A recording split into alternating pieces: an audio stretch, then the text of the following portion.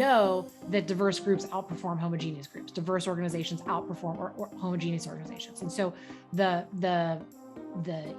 business argument is when we do it, we grow. And then when we grow, we create more opportunity for people where there was none before. Greetings everyone, and welcome to Unleashed, the fastest hour on the internet, where every episode we're joined by an interesting thought leader, all in the name of helping you unleash your leadership potential with their insights, tools, and habits. I'm your host, Jeff Tetz, CEO of Results, where we believe there's a hard path and an easier path to building your business. We partner with your leadership team to show you how to dramatically improve your results by perfecting the art of execution to get more of what you want from your business. In today's episode, we're exploring a very important topic, leveling the playing field for women in the workplace with research psychologist Alison Fragale. Alison will share her research and her tips for how women can create a more equitable workplace, even if the structures don't change. And listen up, men. She's going to talk about why men, even if they want to, don't typically speak up, how we can start to, and some ideas that she has for how we can become allies, all in the name of creating a level workplace experience for women. It'll also have tips and strategies that you can share with your communities, your colleagues, and those closest to you so that we can all bring about change. I want to thank our season sponsor, PowerEd. PowerEd is an award-winning division of Athabasca University, and they partner with organizations looking for impactful online learning solutions. Their online offerings include leadership, digital transformation, project management, artificial intelligence and ethics, digital wellness, and embracing allyship and inclusion. Their core belief is that learning should be fun, engaging, and easily accessible. Their online platform means your employees can literally learn from wherever they are located. PowerEd meets them in their space and at a time that works best for them. Check out PowerEd at powered.ca. Today's episode sponsor is David Applin Group. David Applin Group has been recruiting to fulfill talent demands from Vancouver to Halifax for over 45 years. As one of Canada's best managed companies, David Applin Group provides temporary, contract, permanent, and executive recruiting solutions in a wide variety of industries across Canada. Check them out at applin.com. And don't forget to help us grow the community by sharing the episode links with people in your network that love learning as much as you do. Check out our YouTube channel and subscribe to our podcast wherever podcasts are found. Now on with the episode.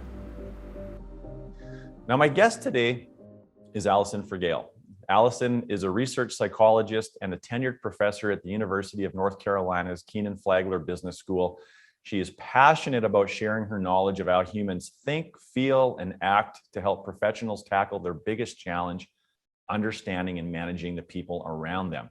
Dubbed the approachable academic, Alison's unique style is equal parts educator and entertainer.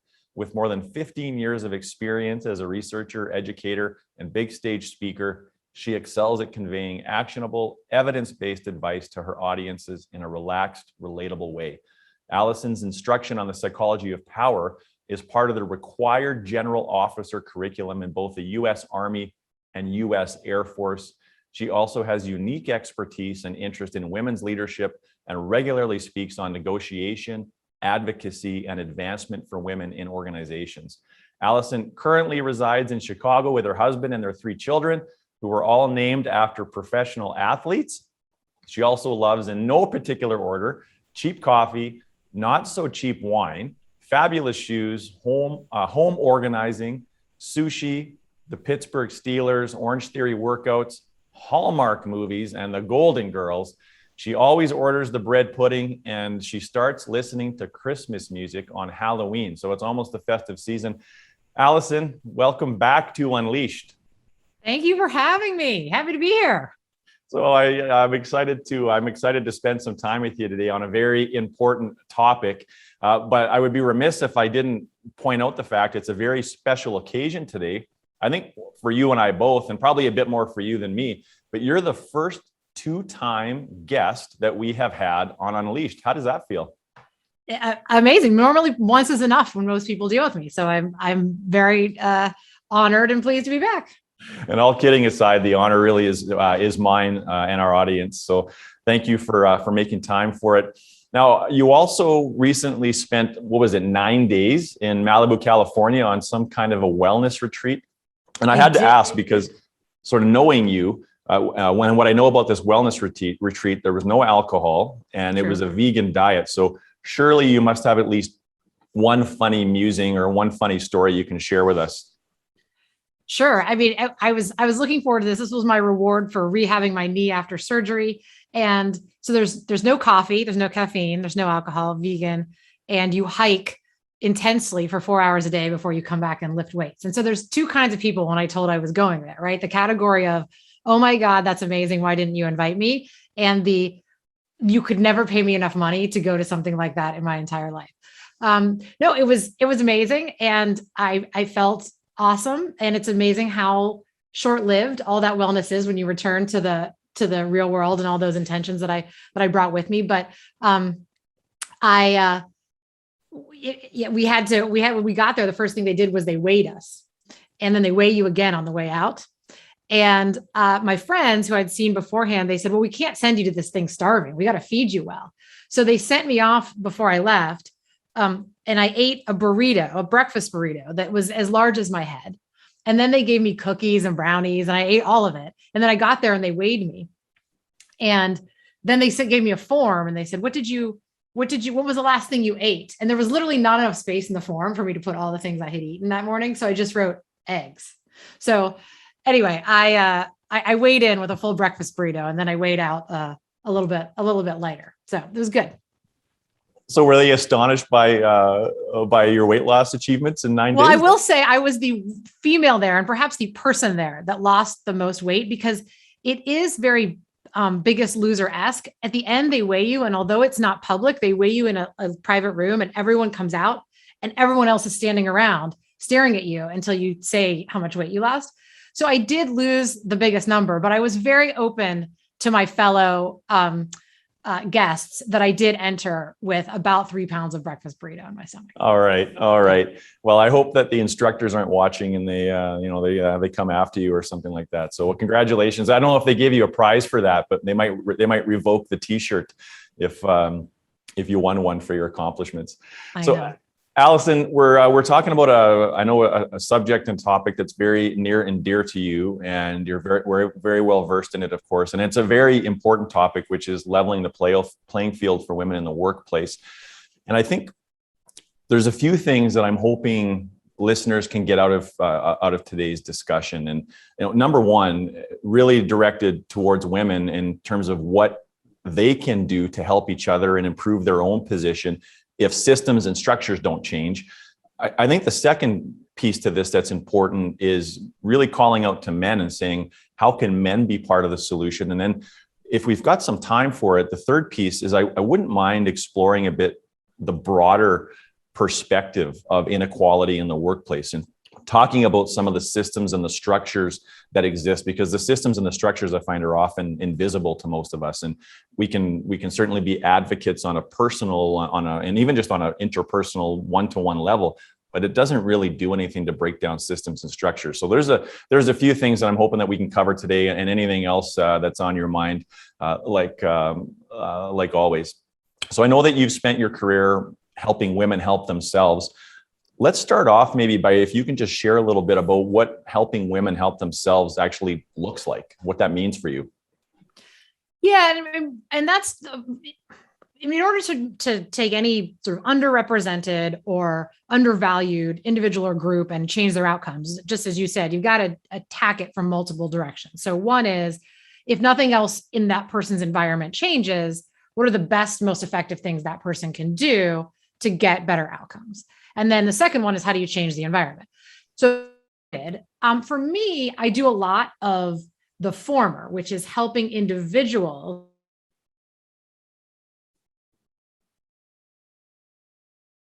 for me, it wasn't so much a strategic choice I made to talk about one versus the other, but in terms of my own history, I'm a professor. So I speak generally to emerging leaders or existing leaders, and often about their own career path, their own development. And a lot of the way I got into this work was through negotiation, which I talk a lot about. And so in negotiation, we talk about how people can be good advocates for themselves. And negotiation is an area where we know a lot about the differences between men and women. And women would come to me and say, hey, how do I take these general pieces of advice and use them to the best of my ability, given I have some unique challenges? And after I got enough of those questions, I realized I should be proactive and start saying something about this to women. And so I started my advocacy for women as a speaker to women, helping them take the science of advocacy and modify it for their unique circumstances. And so that's the role that I've often played in the conversation, because that's where I started and that's what I know. But the other half of the conversation, and I can speak to it a bit, is just as important, which is to your point, how do you get people, how do you change the system? Yeah. You've got a bit of a funny story you shared with me a couple of weeks ago about being stuck in a well and how that applies to advocacy and looking after ourselves if structures don't change. I wonder if you wouldn't mind sharing that. Yeah. So I have not gotten this pushback a lot myself, but there is a narrative when you talk about helping any, again, underrepresented or undervalued group advance, this idea of, well, why are you giving women advice? Like that just gives women more things to do. It's not their fault. You should tell everybody else to change.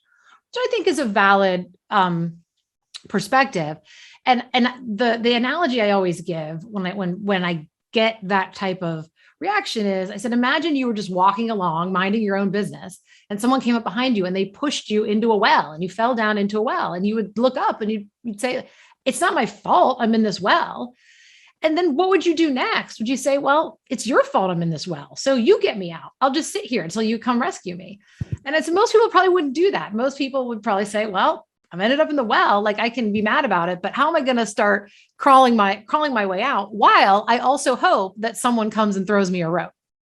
And so again, both are important. Both people have a responsibility. So there's, how do you not push people into wells? How do you rescue people who are already there? But then if you're the person in the well, what are the things you can do to climb out more efficiently and effectively? You'd probably want to know. And if someone said, hey, do you want me to teach you how to climb out of the well?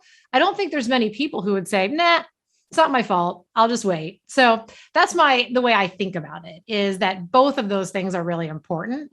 And we can get people out of wells faster if we have everybody kind of working to solve the problem. Yeah, I like that a lot. So not only, it's a funny story, people will remember that, but it really is a fitting metaphor. And if we're imbalanced in that story and we're only doing one of those things, that's not enough. So we really have to be working together to meet each other in the middle and look for strategies to save ourselves and look for strategies to help save and rescue others. So I love that. So I'm obviously a huge fan of your work. I follow every LinkedIn post, I hang off every word, whether it's research or just a funny anecdote that you're sharing, Alison. One of the articles going back a few months now that you penned and spoke about was 2 big assumptions that women make in the workplace that hurt them. What are those 2 assumptions? And I wonder if you can elaborate on those a little bit.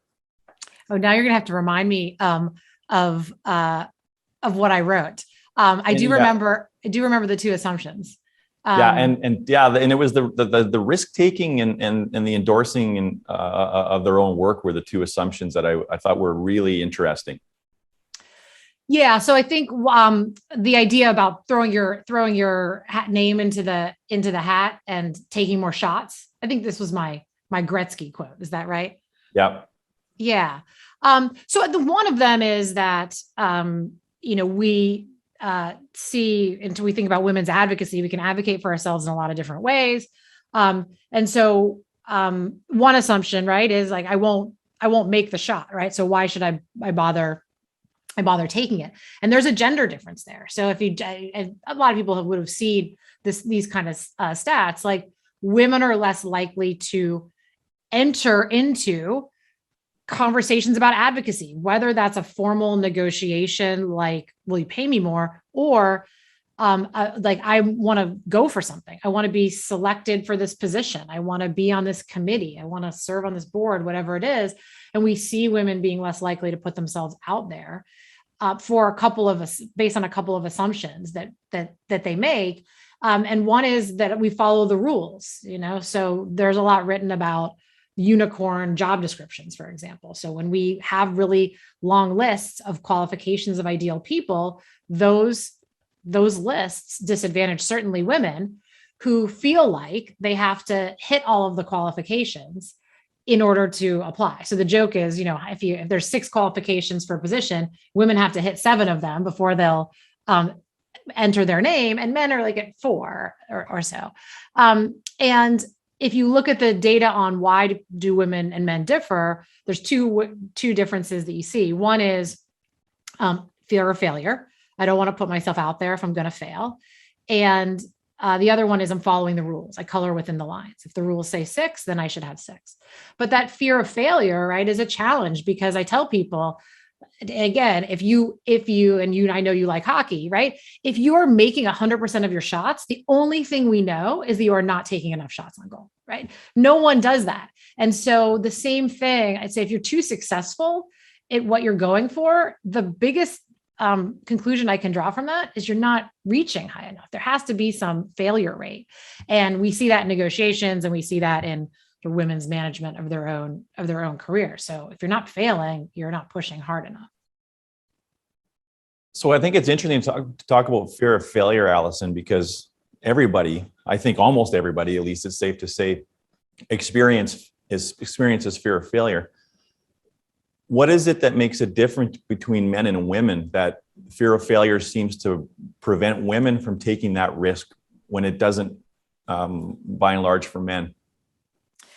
Yeah, so I'll speculate a bit because I don't know for sure, but there's a couple things that we do know from science that would explain it. One is we have different gender stereotypes, and the stereotype that we associate with women is that we are strong on the other orientation dimension of personality or judgment, meaning we are socialized and expected to care about other people and care about what other people think and to do right by other people more so than men. So we rank higher on that dimension in our own expectations and in others. And so that idea of fear of failure is a lot about how will other people see me, a lot of things about, I don't want to waste somebody else's time. Those are all these other oriented concerns that I think women are very much socialized and expected to uphold. So I think that's one reason. And then I think the other reason has to do with status, which is that that status is how highly respected and regarded people are. And on average, gender is a status characteristic. Men hold higher status than women on average, right? Not person to person, but on average. And so when you recognize on some level that you lack status, then your failure, right, can be seen more as a status threat. Whereas when you feel you have status already, then failure is not as threatening.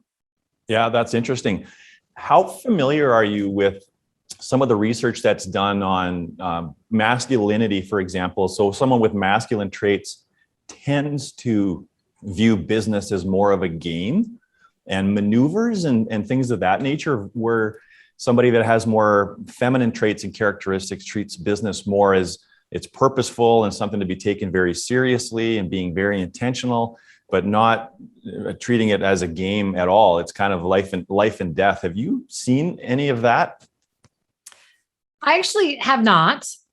So that's interesting and very, but very consistent with what we do know. And so what I would say is I'm very intrigued by that research is that it's taking, so a lot of when I talk, right, I say men and women, and I say that from a perspective of science, meaning the existing academic we have often says, okay, if you're, biologically female groups. But now the recognition that maybe some of that is not about male or female, right? But masculine versus feminine, different approaches that could go across genders, and the same idea that if there are two dimensions that end up being really important, these are central to a lot of my work. There are dimensions on which we judge ourselves and we judge other people. And I always go like this when I talk about them because they are like a two-dimensional space. That vertical dimension is that self-concern, dominance, competence, assertiveness, things like that. And then that horizontal dimension is concern for other people.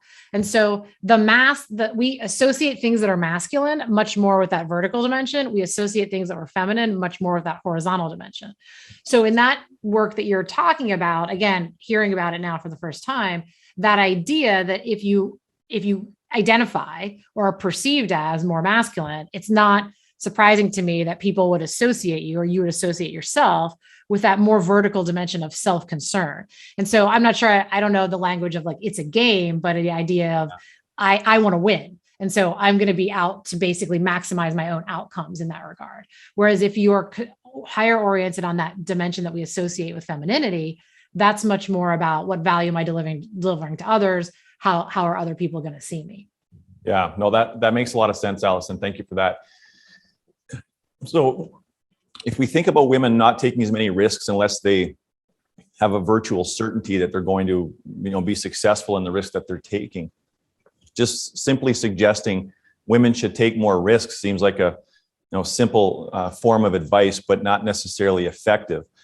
What are some strategies? Like, so if women that are tuning in and listening right now, they're identifying with that, I'm sure, and saying, well, okay, help me.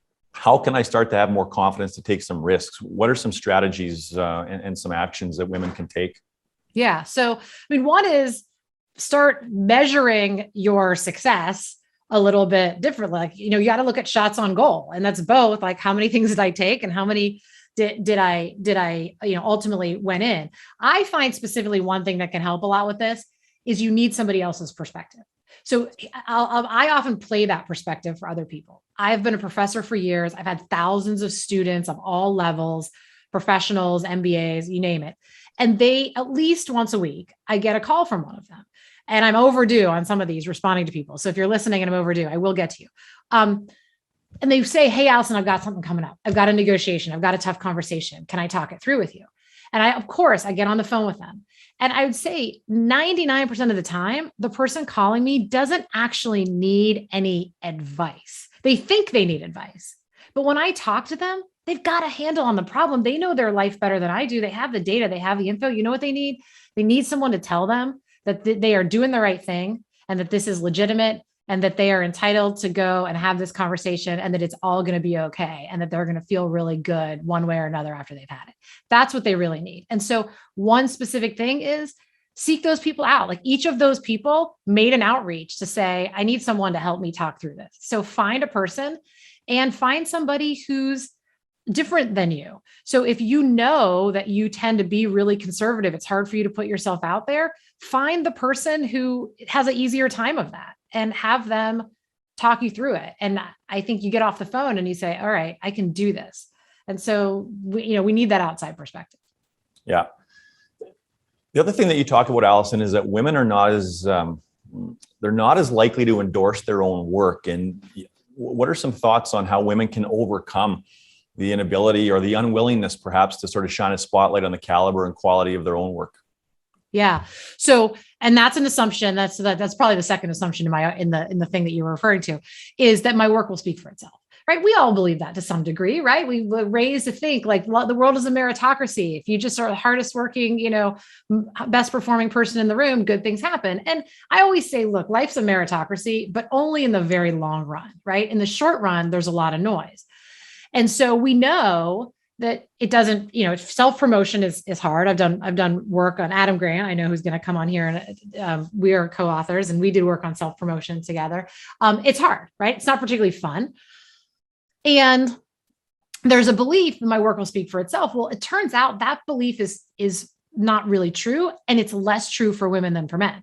So you look at the research when people perform well. So I'll give you a specific example. So the study that I really like, it's hypothetical, but they basically presented somebody who spoke up in a meeting with a good idea. And the question is, would that person get a bump in their status and their leadership sort of aptitude from the audience after they spoke up with a good idea? Well, it depends on whether the person speaking up was male or female, right? The exact same action gave the man a bump, but it didn't give the woman any bump. And so this reticence that we all might have to not promote ourselves is particularly disadvantageous to women whose performance doesn't necessarily speak for itself. And I just was, this morning, I just saw on LinkedIn a reference to an older study posted by someone that I know about off the topic of women, but on the topic of race, and basically looking at memos that were, fictitious memos that were written by lawyers, and where they manipulated whether the lawyer writing the memo was Black or white, and the same good ideas, right? And the memos had some errors in them, and people were less likely to catch and correct the errors when the author was white. And they thought that the memos were better written and they were higher quality. So our evaluation of performance is highly dependent on who the person is performing. And I think it's important, as unfortunate and unfair as it is to be in one of those categories where your performance is devalued because of who you are, I think it's also important to know it so that you recognize you need to do good work. I consider that baseline, but then you need to be strategic about making sure that people recognize it as good work, because the science is just not supportive of the idea that good work gets recognized no matter who you are. Alison, I don't know if this is too much to unpack in the time that we have, but I'm just fascinated when I hear you say that about some of the causes of some of those biases and some of those blind spots. When a woman speaks up and is deemed more negatively versus a man, correcting the errors, like where do some of these biases and blind spots come from? So I think it's helpful to understand that they exist so that we can consciously make decisions to overcome them. But they're so deep rooted. That's what always makes me nervous and afraid that they're going to be very difficult to meaningfully shift and eradicate. So, yeah, I mean, one of the interesting things about bias of any kind, forget just gender or race bias. Let's just look at decision bias. We've known for a long time that human beings have a lot of non-conscious forces on their decision-making. And one of the challenges we have with non-conscious brain is that we can understand it, and then we can tell you what your non-conscious brain does. We just don't have a good mechanism at that point for getting you to turn it off. But where individuals are biased, groups tend to do better. It's a lot easier for you to see somebody else's confirmation bias, right? Or someone else's anchoring. It's harder for you to see it in yourself. It's the same that's true with any of these. So I go with the idea that for me to be an unbiased decision maker, unbiased toward race or gender, is not a possible standard, because you're dealing with a part of the brain that you can't consciously access. That's the whole point. But we can do better things by observing other people's bias, and then being able to say, hey, I see some bias there. And that conversation is really what I think we're spending a lot more time talking about, which is, what does it take to stand up and say, I don't think you're doing the right thing? And what does it take for you to be able to say, I can't see it. I certainly didn't consciously choose it, but I trust you to tell me if you think there's some bias there, I should listen to that. And if we do that really well, human to human, we'll solve the problem, rather than simply tell people you're biased, don't do that anymore, and leave everyone to their own devices. You've got a memorable term that you refer to as likable badass, Alison, and you give this advice to women that they should be one. So what is a likable badass, and why do you suggest that women should be one? Yeah. So this is the my book title. So the basic idea is that whole competence and likability, right? Women always talk about you can't have both, right? As soon as you go skew too far competent, everyone's like, they don't like you anymore. You're too aggressive. You go with I'm sweet and I'm pacifying, and everyone says, you don't really have leadership potential. You're not confident enough. Women have lamented that since the dawn of time. So long that I think women just accept that people just accept that's just a trade-off that women face. And the reality is it's not a trade-off that women face. Those are two independent dimensions. And I go back to my little hand graphic. Those are two independent things. You can be both. You should be both.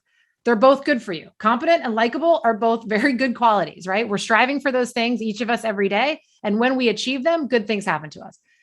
The challenge for women is then, this is sort of where I sort of started in this space in terms of my own work, is that when you have lower status, competent and likable is not the default assumption that people make about you. They tend to give you one or the other, or not both. That's not just for women. That's for any group that's lower status. And so what that means is you need to take action to be perceived as both, but you can, right? So for example, when we self-promote, right? Self-promotion is a pretty good strategy for getting people to think you're more competent. The reason we're afraid of it is because we're not going to be seen as very likable. It's not very humble to self-promote. And that's a risk. It's real. Well, how strategic are we about getting other people to promote us? Right? You'd say, oh, it'd be great if other people promote you. There's actually no risk whatsoever. You get the competence bump. When I go tell everybody how great Jeff is, right? Everyone remembers like, oh, I heard something great about Jeff, but no one thinks, what's wrong with Jeff? Like, being so self-promoting.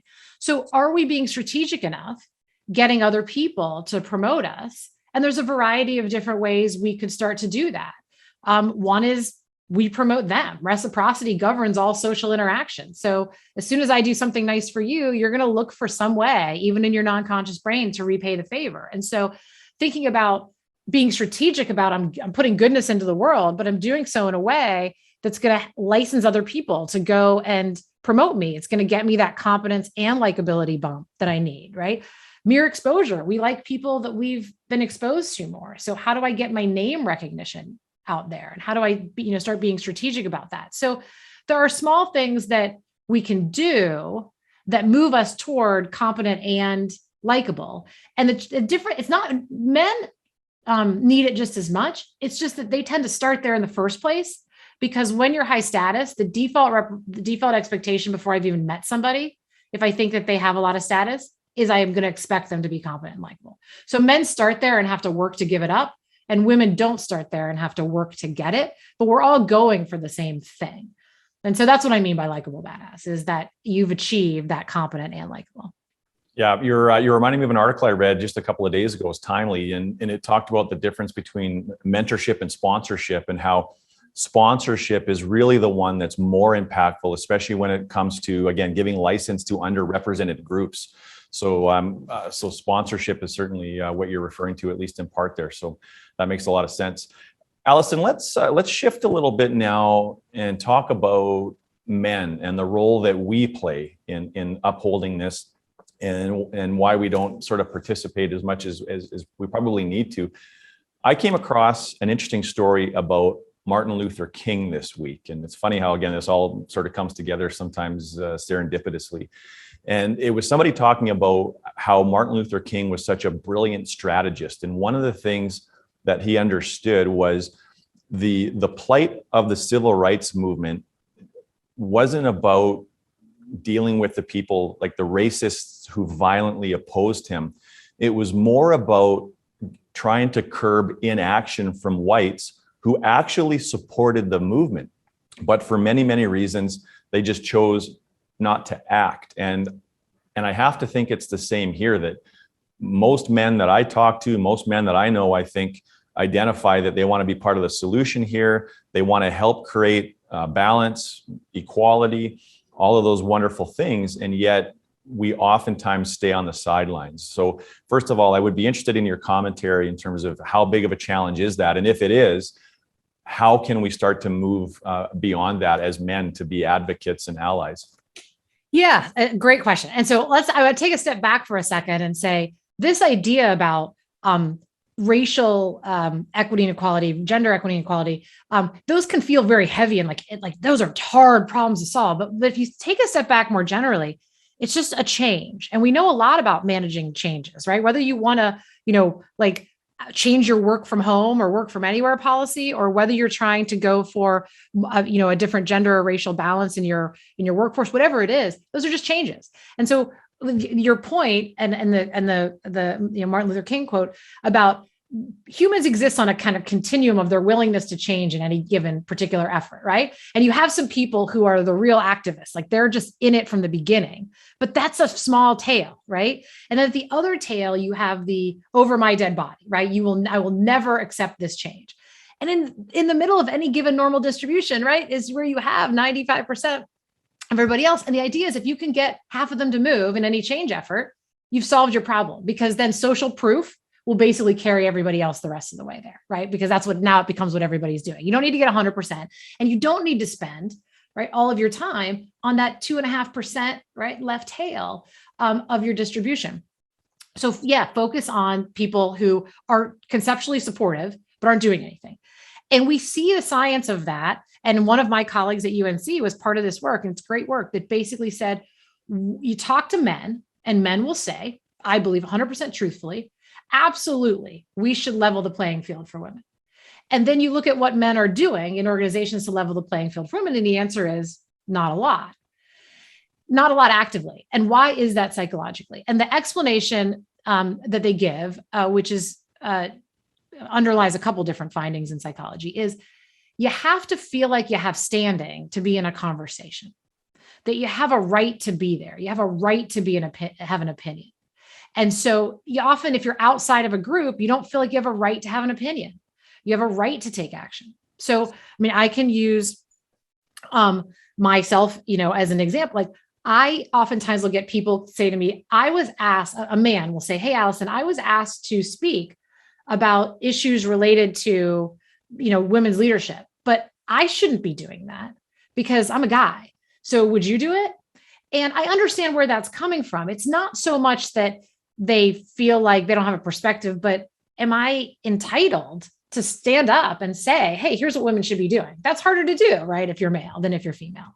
It's harder if you're white to be able to say, here's what we should be doing, right? Vis-a-vis race. And so what happens is people stay on the sidelines because they haven't been given an invitation to the party. And it's a vulnerable moment because you think, did the people want my help? And I feel this way all the time. I mean, I am not an ally as I am in my own head in terms of the actions I take. Like I think about, gay and transgender rights or something like that, right? I don't do as much as I could because I think, what am I supposed to be doing? And if I do something, I certainly want it to be seen as valuable by people in the community. Okay. So we stay on the sidelines. So then what that means, right, is we need to invite people to the party and we need to tell them what to do. And so one of the things I do as an individual is I tell people what kind of allyship I want. Like, it's great if other people promote you. It is. You know what? If you ask them to do it, they almost always say yes, presuming you ask somebody who thinks you're worth promoting in the first place. So I'll ask people, hey, you know what? I could use your help here. I could use your help, like getting my name out, convincing these people that haven't seen what I've been doing, that I've been doing valuable work behind the scenes, et cetera. Ask people to be allies. If you want somebody to, stand up for you or attend a meeting or show their support or do whatever, you'd pretty much do anything that someone that you cared about asked you. And you would do it then with a lot more confidence because you would know they want me here. Like I'm entitled to be here. I was invited to the party. So that's why it happens. And I think we have to deal with it in a couple of ways. And one is to say, we have to get over ourselves and say, hey, you know what? Like, if we have a good heart and good intentions, I'm sure we'll be helpful, and just start trying. And I think the other is that if you're in the category and you want allies, you have to invite them and say, hey, I could use your help. Yeah, speaking from personal experience, I think one of the challenges to being an ally is quite often, I don't think I feel invited, but when it comes to social media, I feel a bit of a responsibility to share some of my perspectives and some of my views and try to be an advocate that way. And anytime you're doing that and you're speaking about a group that you are not a part of, you're taking a risk of getting stung. And the more you do it, the more you're going to get stung. And your analysis of the bell curve is helpful, I think, Alison, because I kind of talk about stepping on landmines, and like stepping on the landmine has to be worth it because of the gain and the license that you're giving to an underrepresented group. But I think you're right that the people that you might get stung by might be more on the tip of that curve, but the majority of people will sort of appreciate the help. And of course, we have to be educated, we have to learn, we have to speak from our own perspective and not somebody else's that we're not a part of. But you're also, I think, reminding me that advocacy and allyship does not have to happen under a spotlight. It can happen with the person that you've been working with for 15 years. So that's an interesting perspective. I want to share a study that surfaced recently as well, and it was regarding conformity to wrong beliefs. I thought this was fascinating. So 87% of Saudi men privately agreed that they supported women working, but 70% of them thought that men in general were less supportive. So that prevented them from sort of speaking up and being allies. So when men started to learn of the real support, 6-month employment among their wives went up 179%. So this gives further evidence, I think, too, that we have to talk in the circles that we're in, whether it's social media or if it's forum groups or with our teams inside of our companies or our friends. These are conversations that we have to have, because I think we're more alike in our views than we probably realize. And in this, living in sort of a place of polarity right now, I think that's harder to do. I'm just interested if you have any commentary on that, Alison. Yeah, I mean, I don't know if they cited it, but the underlying psychology to that, to me, seems to be false consensus. We think everybody thinks that we do, or maybe pluralistic ignorance. We actually don't understand that everybody thinks that everybody else holds a different view, and you're the only one that's unique. So there, we have good examples of that in psychology, and I think that's right. Which is, it's hard to stray away from the crowd. It just is. And so once you realize the crowd has a different belief, it's easier to stand up and say, "Oh, that's what I believe too."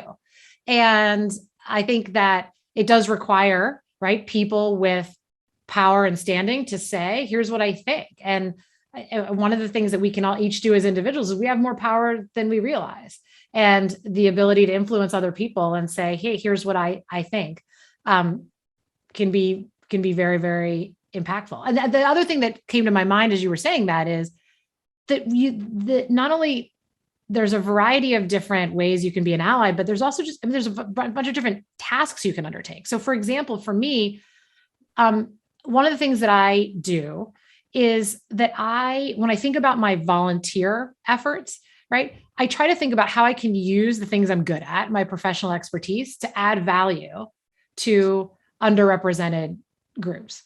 And so for me, a lot of that is playing the same role that I play, but in different audiences. So, I sit on boards where I prioritize boards that are doing something where their organizational mission is to improve the outcomes of, again, underrepresented and underrewarded individuals. And I say no to other things. And I do that in the sort of an extension of my professional identity, but it's a way that I contribute. Whereas there's things I don't do. I had a friend who did the Women's March on Washington. She asked me if I would go. And I said, there's no way I'm going to that. Like, that is not how I am going to be an ally. Not because I didn't think it was great for everybody else to go, but it wasn't my thing. And so I think that's also good for people to recognize, is you don't have to do everything. And for most people, this is not their life's work. That's not what being an ally is. It's finding something in my discretionary efforts that both fits me, I think fits my talents, and feels right for me. And if everyone did that, we would do a tremendous amount of good. I like that. I really like that. And I wonder if there's some psychology around this, that when we think about being an ally or helping with some large endeavor, that we're more focused on what the ultimate outcome is as opposed to what the first step is. And I think there probably is some evidence to that. So that's helpful. Just take one small step, just do something. What about zero-sum game, Alison? Like, how does that sort of play into this? Like, if we're going to create a more level playing field, does that mean that I have to give something up to be able to do that? Well, it depends on what we're talking about, right? So if you think about like positions in organizations, and organizations don't grow, well, then those positions are probably finite, right? And so if we are going to have more women in the positions, we would have less men. So I think some things are finite, but I think other things are not. Like status. The beauty of status is it's infinite, right? Like power can be constrained, but status is infinite. Like we can hold a lot of people in high regard, and that doesn't have to be limiting. So yeah, I mean, I think it depends on what you're talking about, but there's certainly, and I think this is part of the challenge, right? Is that people say, I'm totally happy for someone else to do. It's a very individualistic worldview that we have in the Western part of the world. I'm very happy for you to do well. I'm just not giving up anything to make that happen. And at the end of the day, probably explains a lot of why we're stalled. Not just that I'm not willing to give up my own power, but I'd have to give up my own time, or I'd have to choose a different priority and not accomplish something else at work because I was making this a priority, that's giving up something, right? Even if it's not a direct threat to my own power or position. It requires sacrifice. And so, we have to decide that that's valuable. Yeah. Is sacrifice going to be enough to really sort of move the pendulum, though? I wonder if sacrifice for sure, but I wonder if we have to believe that there's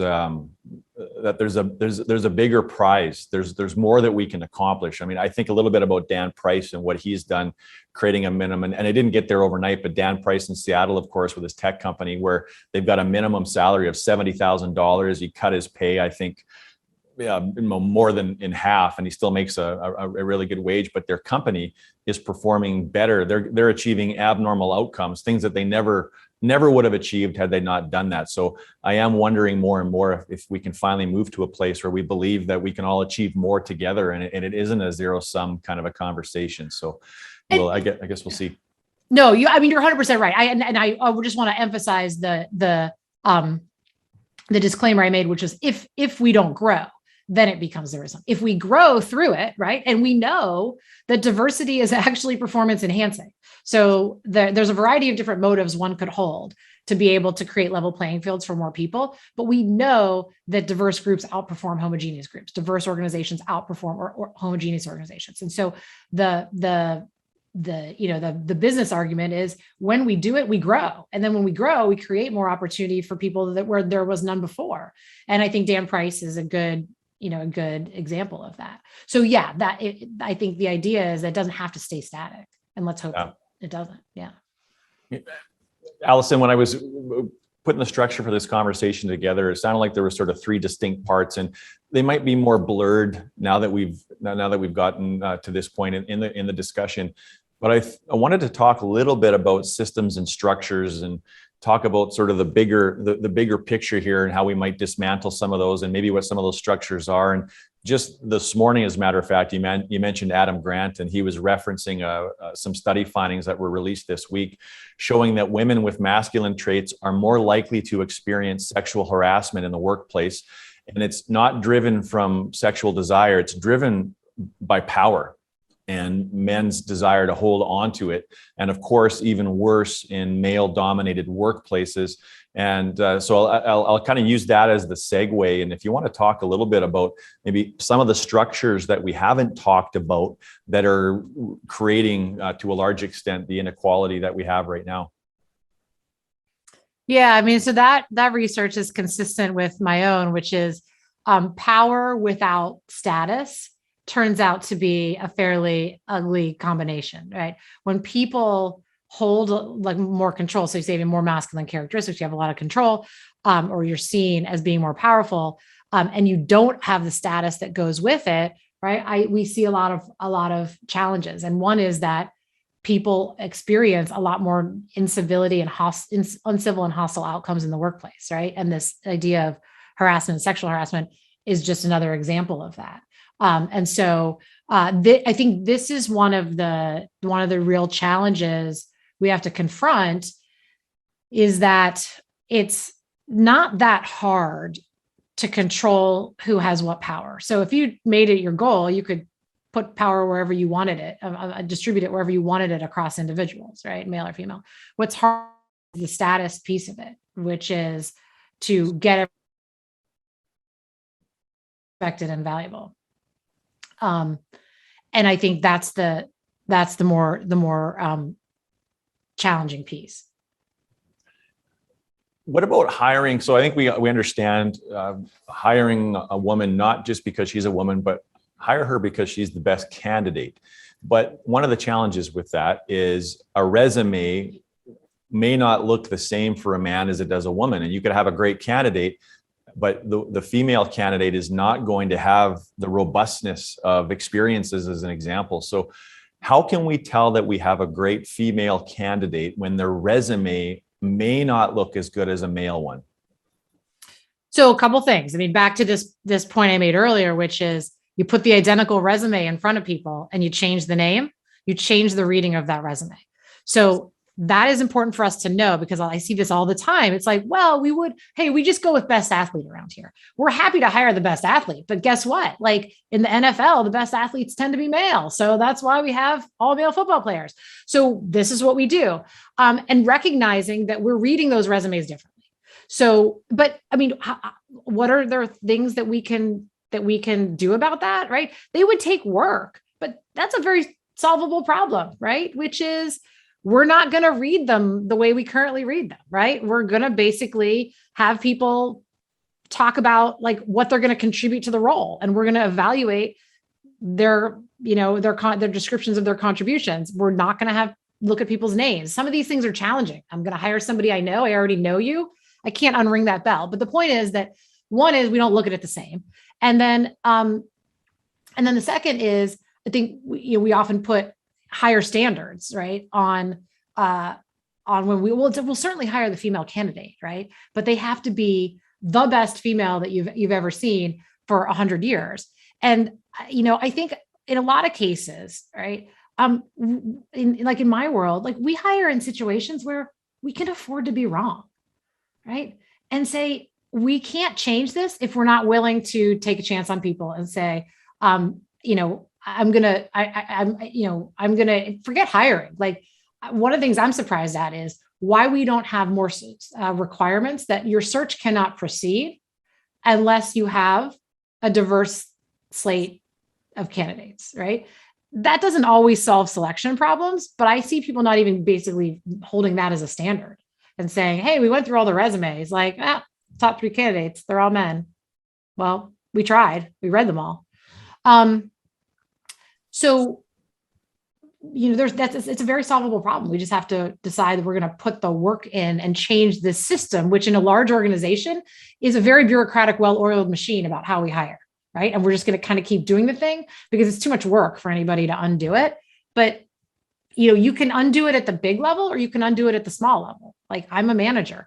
I look at resumes. We're going to do it differently here in my group than the way the big organization does it.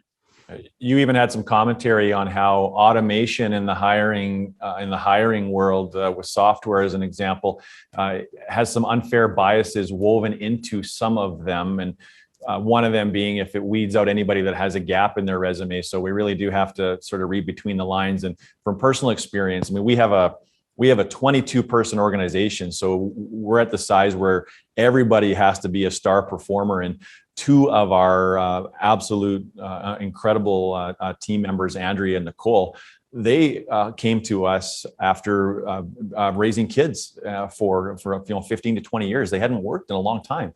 Big gaps, but big gains for us. Like we're so fortunate to have them. And I think there's a lot of opportunities coming out of COVID now where there's going to be a lot of bright, talented female candidates looking for places to work. And if you've got the kind of culture that's looking for those places and you're intentional about making decisions as a leadership group, you're going to be the place that they choose, which is also great. Alison, I've got some sort of bonus questions, maybe not completely related to leveling the playing field here, but I wondered if you could share some tips about negotiating for a job if you've been laid off during COVID. I know you've had lots to say about this, and it's something that people are trying to grapple with right now. How do I negotiate my job if I haven't had one or I've been laid off? Do you have any advice for people? Yeah, so it's very common. What I would say is you got to get out of your own head and you have to get into your audience's head. So what the all comes down to, do I see myself as powerful? And when I don't have a job, I think, oh, I have no power. Therefore, I have no negotiating leverage. And that's not true, right? Really, your power comes from how dependent the hiring person is on you. So yeah, if it's a market where there are 1,000 substitutes for you, you probably don't have a lot of leverage. But your task when you negotiate or you go for a role is to convince people there are no substitutes for me. Could you hire a different person? Absolutely. Would that person be nearly as good as I am? Absolutely not. Right. And the better you make that case in the interview process, the more likely you are to get the job and be able to negotiate it. So I always say, don't focus on the past, you're focused on forward contributions. Here are the amazing talents and skills I would bring to your organization. Here's what I'm going to do. If you do that in a compelling, convincing way, and the recruiter thinks, we need you, Like, we can't go live without you. They don't care what you're currently doing at this point. They want you. And so if you're well prepared, you know what that role offers, you can go with a first offer advantage, make your ask. Here's what I'm looking for. It's really how dependent they are on you, not just how dependent you are on them. So the more you convince them, I am a unique snowflake, right? There is nobody else quite like me. You have your leverage back. And that's what I encourage people to think about. And the other thing is too, not everybody who's employed is desperate to be reemployed. Just because you might feel desperate, that's not the narrative you have to tell, which is, guess what COVID's convincing everybody?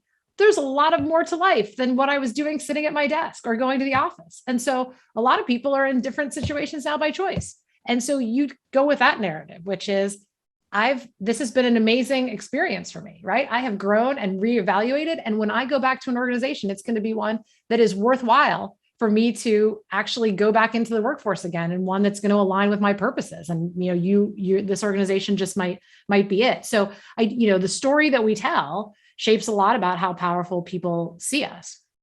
And so I think it feels really bad, but it doesn't weaken people's leverage nearly as much as the stories they tell themselves.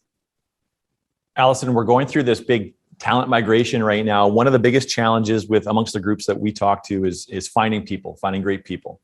And the only thing worse than not being able to find good people is losing your existing great talent.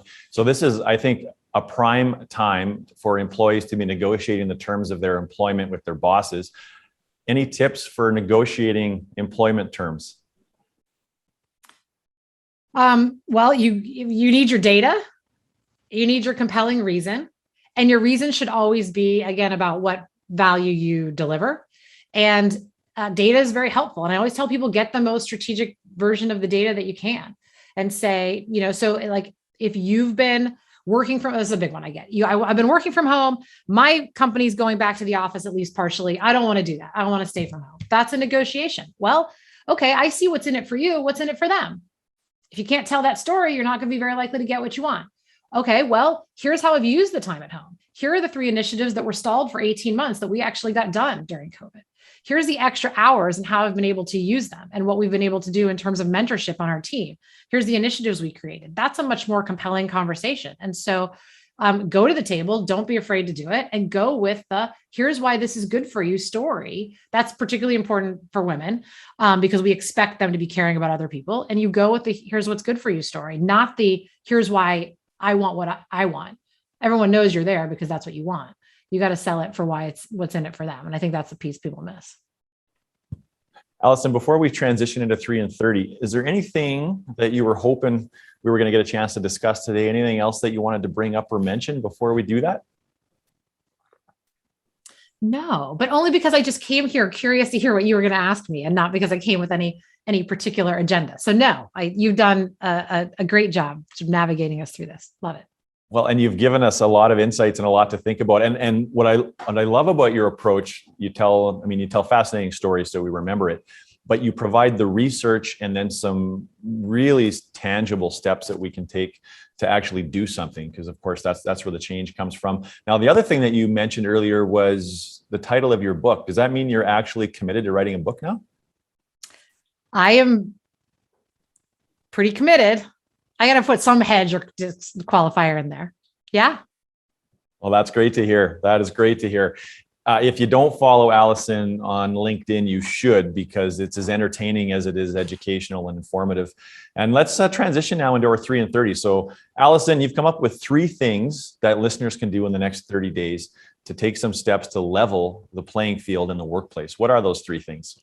Yeah. And so these do relate to the things that we chatted about. So something you could do, sing the praise of one woman or one person of color to somebody else, which is take 30 seconds out of your day to share the good work that somebody is doing. And I call that sponsorship light, because you brought up this idea about sponsorship versus mentorship. They're both good, but this idea of, oh my goodness, I have to pick a person and I have to decide that I am going to propel their career forward for the rest of my life. That's a lot. Well, you don't need to make that commitment on day one. Just go say one good thing about great work that someone's actually doing and tell another person about it. And if you've done that, you've been a sponsor in that moment, and you do that once a week, you've sponsored 52 instances, right? Whether it's the same person or a different person. So that's one. We get a lot of discretionary asks, things that we do not have to do. You want to be on this team, this task force, you want to join this committee, you want to come speak at this event. Ask about the diversity of the other people who are invited before you say yes. I was just posting about this related to men and women. One of this panelist I was talking to used the term manel, which I had not heard of before, a panel of all men. And he said, I don't serve on manels.